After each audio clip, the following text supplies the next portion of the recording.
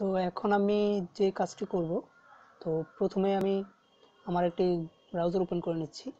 তো browser open করে আমি এখানে গুগলে যাচ্ছি।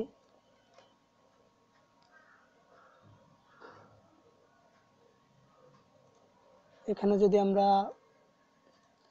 আগুন লিখে সার্চ দেই,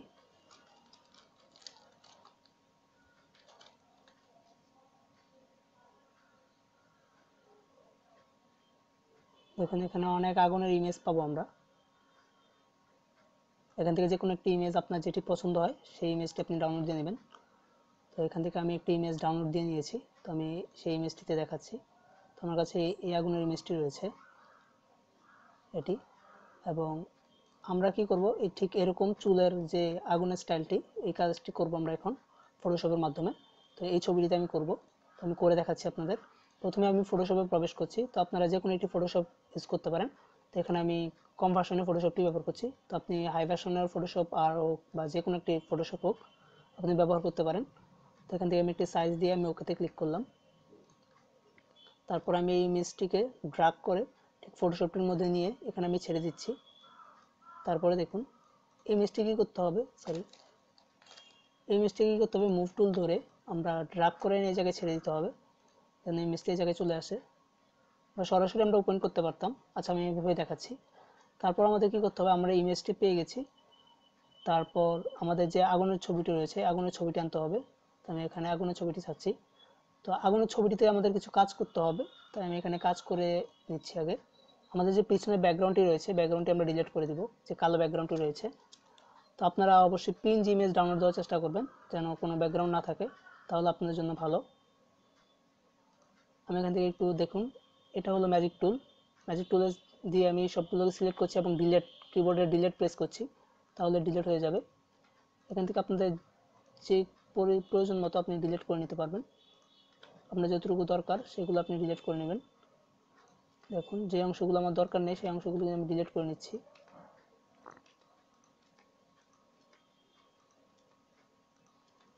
এগুলো আমরা পরেও ডিলিট করতে পারবো। তারপর আমি করে নিচ্ছি।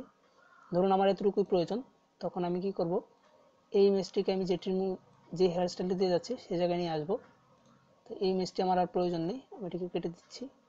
এখন আমরা এটিতে কাজ করব। দেখুন এই লেয়ারটি নিচে রয়েছে এবং আগুনের লেয়ারটি উপরে রয়েছে। এখন আমরা এটিকে উপরে উঠালাম মুভ টুলের মাধ্যমে। এবার আমি কন্ট্রোল টি প্রেস করব, মানে এটিকে ট্রান্সফর্ম করব। তারপর শিফট এবং অল্টার চেপে ধরে রেখে আমি এটিকে ছোট করব।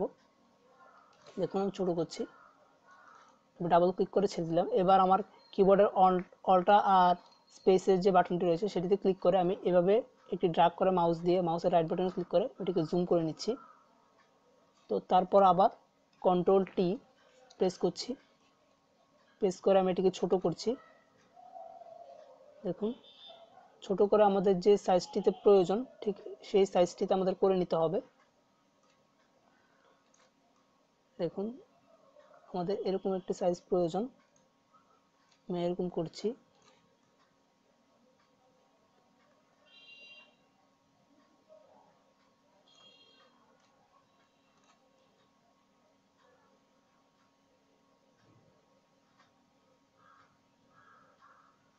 তো আপনাদের ঠিক সাইজ মতো আপনারা বসিয়ে নেবেন। তো এটা আপনাদের উপরে যে আপনারা কি সাইজ মতো বসাতে যাচ্ছেন। তারপর আমি কি করব, আমার এখানে যে ইরেজ টুলটি রয়েছে, ইরেজ টুলটি সিলেক্ট করব এবং এখান থেকে আমি এই ইরেজের যে অপশনটি রয়েছে এটিকে বড় করে নিব। এখান থেকে আমরা বড় করতে পারি, যে ইয়াটি রয়েছে ছোট করতে পারি। এখান থেকে আপনি আপনার যে থার্ড ব্র্যাকেট রয়েছে থার্ড ব্র্যাকেটে আপনি ক্লিক করে আপনি এটি বড় ছোট করতে পারেন। থার্ড ব্র্যাকেট প্রথমটিতে ক্লিক করলে আপনার ছোট হবে এবং দ্বিতীয়টিতে ক্লিক করলে বড় হবে। তো এখান থেকে বড় ছোট করে আপনি অংশগুলো কেটে নেবেন, যে অংশগুলো অবাঞ্ছিত অংশ আপনাদের প্রয়োজন নেই সেইগুলো। তো আমি এখান থেকে কাটছি, একটু একটু করে দেখুন।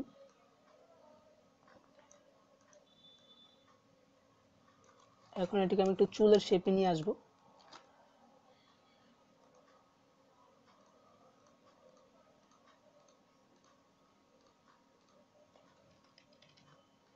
উপরের ধরুন এই অংশটি এই অংশটি আমার প্রয়োজন নেই, আমি এটিকে কেটে দিলাম।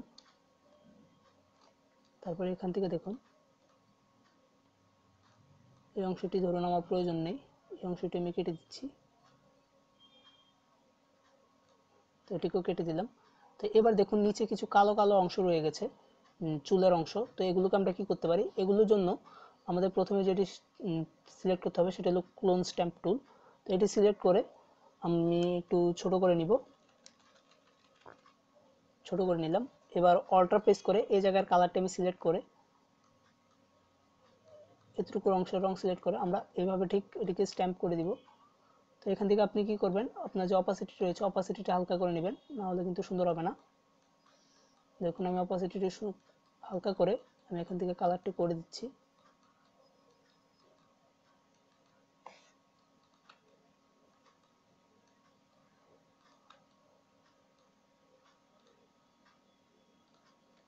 নর্মাল মোড রাখলাম, নর্মাল মোডে রেখে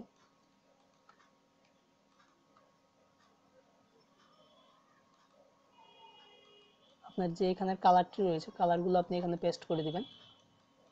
দেখুন আপনার চুলের শেপ অনুযায়ী।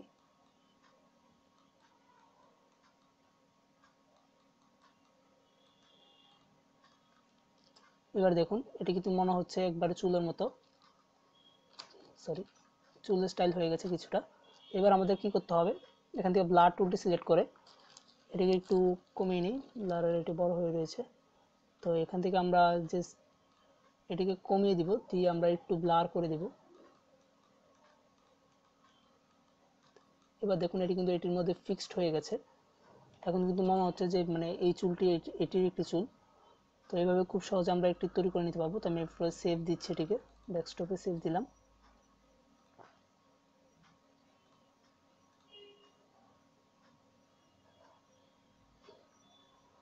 এটিকে কেটে দিই এবং আমি একটা নতুন লেয়ার তৈরি করছি, এটিকে আমি ডাবল করে দিই।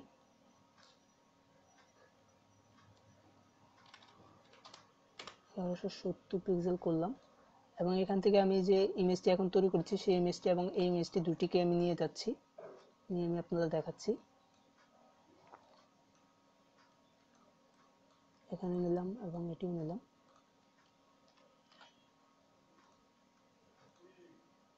তারপর এটিকে আমি এই অংশে বসালাম এবং ওই ইমেজটি সিলেক্ট করে আমি এখানে বসিয়ে দিলাম। এবার দেখুন দুটো ইমেজ কিন্তু প্রায় একই রকম দেখতে লাগছে চুলের স্টাইলগুলো। তো এইভাবে যে চুলের স্টাইলগুলো তৈরি করা হয়েছে ঠিক একই রকমভাবে আপনি এইভাবে তৈরি করতে পারেন। এখানে দেখুন কিন্তু কিছু কালো কালো অংশ রেখেছে, আপনি যদি চাইলে কিন্তু এই কালো কালো অংশগুলো এখানেও রাখতে পারতেন। শুধু আপনাকে কি করতে হতো, আপনি যে ইরেজ টুলটি দিয়েছিলেন ইরেজ টুল দিয়ে এগুলোকে একটু হালকা করে ঝাপসা করে কেটে দিলে হতো। তো একই জিনিস।